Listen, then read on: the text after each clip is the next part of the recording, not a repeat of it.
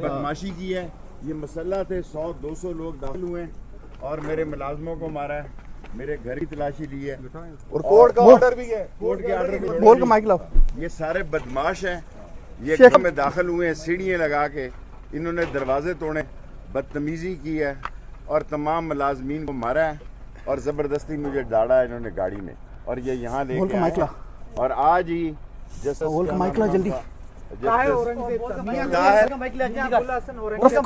नहीं ताहिर साहब ने मेरी जमानत ली। बिल्कुल सर। और उन्होंने कहा 6 तारीख को आईजी पेश हो और ये ऐसा जो है ये नवाज लीग का टाउट है बड़ैच, ये सारा नवाज लीग का टाउट है और ये नवाज लीग ने इसको लगाया यहाँ। राना जो है सनाउल्लाह ये सारे काम करा रहा है, सारे घर के दरवाजे तोड़े हैं, खिड़कियाँ तोड़ी हैं और इन्होंने बेतहाशा मारा मुलाजमों को और ये उठा के लाए हैं। ये थाना